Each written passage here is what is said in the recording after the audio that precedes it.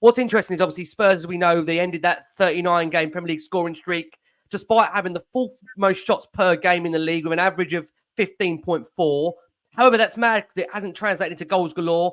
59 scored, only the joint fifth highest in the competition, 11 less than leaders Arsenal. Sorry I had to read that out, guys. Really apologies for that. In terms of international break and what's happened on there, Captain Sonny, he's been involved. He's got a goal against Thailand, where for them it was a 1-1 draw. Not what they would have wanted in terms of qualifying, but it does mean for Sonny now that he's been involved this season with 14 goals and 8 assists from his 25 Premier League matches. And overall, that strike on the Thursday meant it was 7 goals and 3 assists for South Korea this campaign in a goal-laden season, which has brought 32 goal involvements for both club and country. And it's fair to say, I think, again, we look at Sonny last season, there was many concern whether Sonny had lost his goal-scoring touch. Well, again, those stats there go to show Sonny still very much amongst the goals. You know what, Pat? Back to that point. Is that the fact, though, Pat? And I want you to come back on this. Is that the fact, Pat, that the expectation now set of this group has been so high in terms of their attitude and the way they've gone about games, that's the frustration that when you saw the messages come out afterwards, like you said there, you don't want to see them because you know they're so much better to be able to be capable of the performances they can put in, right? Yeah, definitely. And, I do rate guys like Romero because they are always first to come out and hold their hand up and say, you know what, we weren't great. And, you see Sonny do it all the time. But sometimes in the Fulham game, it was really concerning because no one really tried to rally the troops or, really push the guys to step up. So I don't know, maybe it's just one of those days. Sometimes no matter what happens, you just know it's not going to be your day, because I think the referee gave like 7 or 8 minutes injury time, and I was just thinking, please just blow the whistle. Like, everyone could tell we weren't going to score.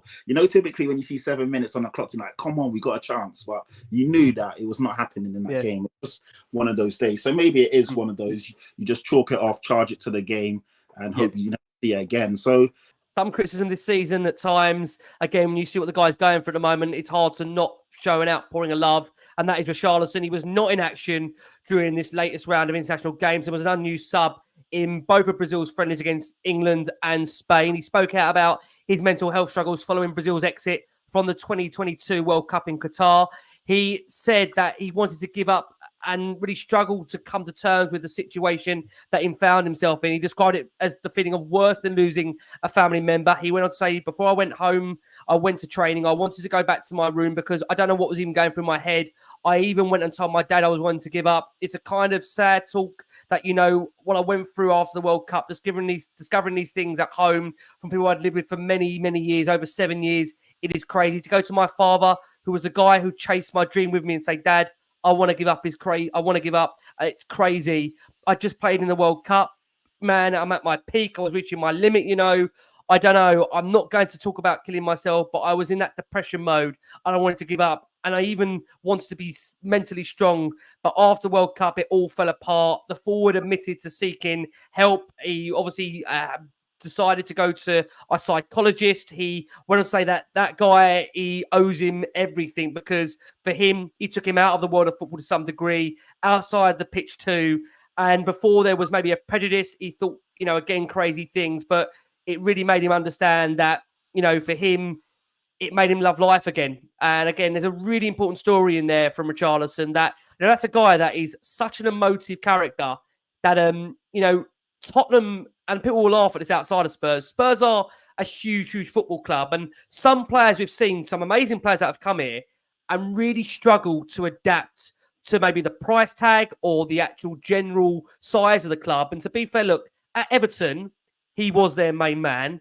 At Brazil, to some degree, he's been their main man at times. And I just wonder, coming over to you, Sam, but the fact that, at Tottenham, it has been a bit of a stop-start in terms of goals and the way they've come, whether the fact that because he hasn't been ultra consistent in terms of the goals, that's also played a pivotal factor in maybe the fact that he's not been his happiest on the field as well, despite what's going on in his personal life, Sam. Do you feel he can be that main man for Tottenham? Yeah, I think he's already been that this season. He scored, I think, was it 9 goals in 9 games or 10 games? That's right. It was, phenomenal goal ratio. And when we needed him most, when Heung-min Son was away on international duty and we had injuries coming out of our nose, he's been that guy, and like you said, he's been that guy for Brazil. He's been that guy for Everton. He's done it all. I think he unfortunately just was filling the biggest boots that could ever be filled.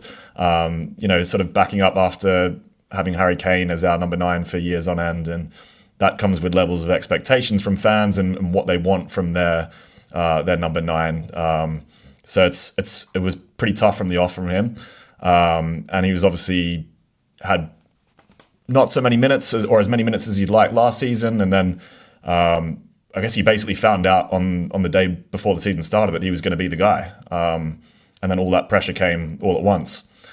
So, I'm a massive fan of him, and I'll always back him. I think what he has done, I don't think nobody can really belittle that, the way that he's been able to speak out about these issues as in such an incredibly alpha masculinity sort of sport, and the weight that comes with that. It's very easy to sort of just get on with that and not speak about these things like mental health and seeking out therapy. I think he's doing bits in terms of these young kids that are coming up and seeing their heroes talk about seeking help, because that's massive. I'm sure like all of us growing up as when we looked up to footballers, like we didn't have that.